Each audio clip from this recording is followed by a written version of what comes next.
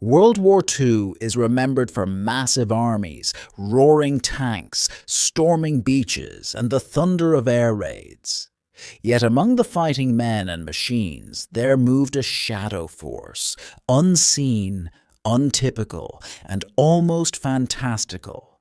These were the artists, the sound technicians, the illusion makers who deceived an enemy and helped win a war with smoke, mirrors, and creativity. They were the United States Army's 23rd Headquarters Special Troops, known today as the Ghost Army. Their story lay hidden for decades, but it is one of innovation, courage, and subtle warfare. In early 1944, Allied planners faced a dilemma. The invasion of Europe required massive resources and careful deception to mislead the Germans about where and when landings would occur. A new concept emerged: use creative deception to stretch and confuse enemy intelligence. In January 1944, the U.S. Army activated the 23rd Headquarters Special Troops. While less than 1,100 men strong, this unit was unlike any other. Many of its members were artists, sculptors, sound engineers, and advertising professionals. Their mission? Travel ahead of combat forces and stage convincing illusions. Dummy tanks, fake radio traffic, the sound of armored movement, altogether designed to convince the enemy that Allied forces were massing where they were not. The Ghost Army trained at Camp Forest in Tennessee and Camp Pine in New York. There, men learned to inflate full-size dummy half-tracks, tanks, and artillery pieces, or to broadcast recorded tank engines and artillery noises from sound trucks, to project movement over radio frequencies, to erect smoke generators and simulate troop bivouacs. Many of these soldiers were recruited because they were good at theater, art, photography, or camouflage. For example, sculptors who could make rubber fans look like full vehicles at a distance. Their training emphasized speed, camouflage, weather realism, and creativity. The goal was to fool German aerial reconnaissance and ground units long enough to divert attention from real Allied operations. In the months leading up to D-Day, Allied deception was vital.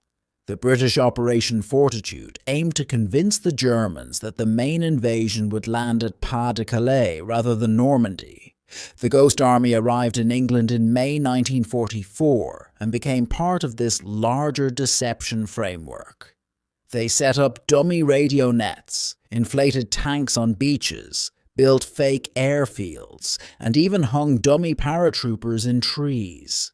German intelligence, watching through aerial reconnaissance, logged these phantom forces.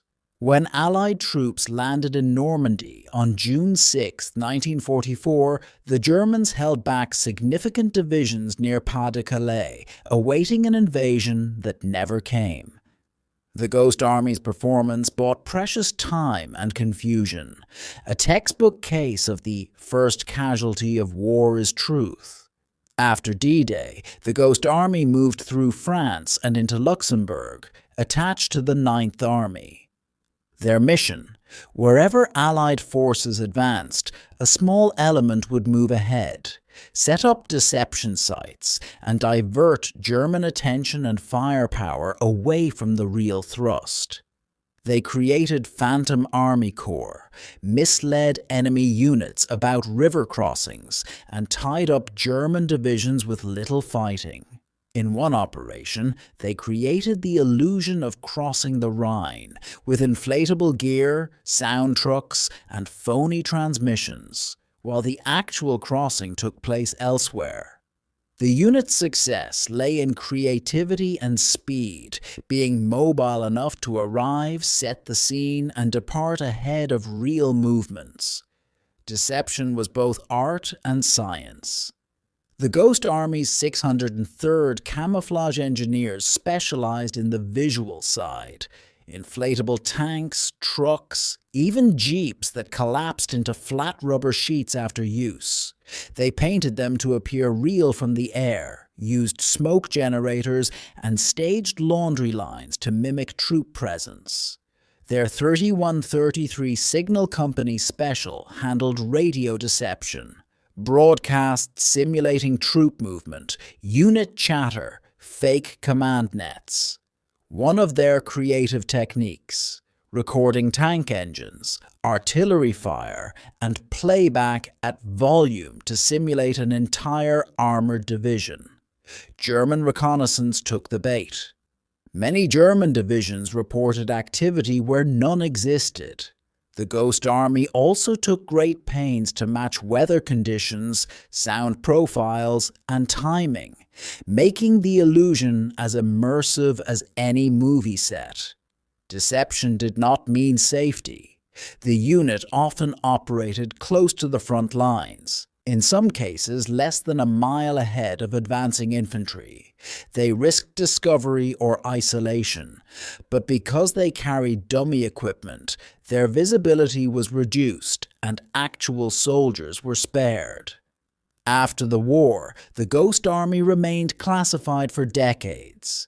Their actions were de-emphasized in official histories until the 1990s. It was not until 1996 that their work was declassified. In 2022, after years of advocacy, members of the Ghost Army were awarded the Congressional Gold Medal, America's highest civilian honor, for their unique wartime service. Among their many missions, one stands out. In the lead-up to the late 1944 Rhine crossing, the Ghost Army created a massive illusion of an assault by setting inflatable tanks, creating fake beachheads, broadcasting engine noises at dusk, and lighting dummy townships. They convinced German commanders that an amphibious assault was imminent. While Germans held forces in place to block the Phantom crossing, Allied troops crossed elsewhere. This operation not only saved lives, but accelerated the collapse of German defenses in the West. The deception bought time, diverted firepower, and let the real Allied forces gain momentum.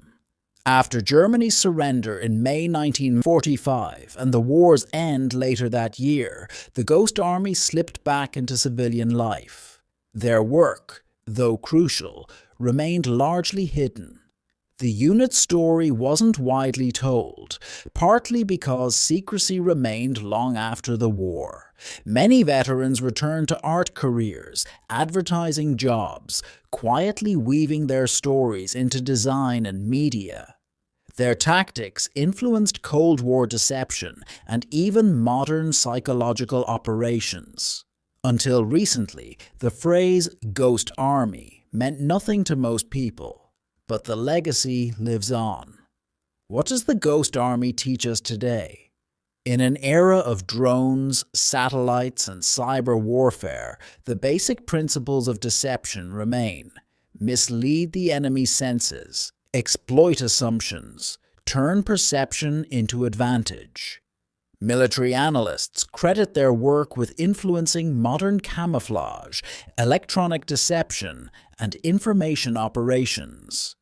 The Ghost Army demonstrates that war isn't only fought with bullets and bombs. Sometimes it is won with art, sound, and surprise. As the years pass and the last veterans fade in age, remembering the Ghost Army matters. Their story reminds us that heroism has many faces: the painter, the sound engineer, the set designer. In one war, they were soldiers disguised as stagehands, illusions disguised as armies. Their mission saved real lives and helped shorten a global conflict. On February 1, 2022, Congress awarded them the Congressional Gold Medal, a long overdue recognition for a long-hidden mission. In remembering them, we remember that history isn't only the stories of generals and weapons. It's the creative courage of people who answered their call when duty meant disguise. Today, the Ghost Army's empty tanks rust in fields, but their legacy stands in every act of strategic misdirection and every whisper of creativity that meets necessity. The next time you see an inflated decoy, a phantom broadcast, or a digital illusion on a battlefield, think of the artists of war who once walked quietly ahead of the guns, carrying air compressors, speakers, and the conviction that imagination is as powerful as firepower. War is real. Conflict is deadly. But sometimes victory comes not with the loud sound of cannon, but with the soft hiss of inflated rubber, the crackle of radio static, and the unseen hand that draws an enemy away from truth.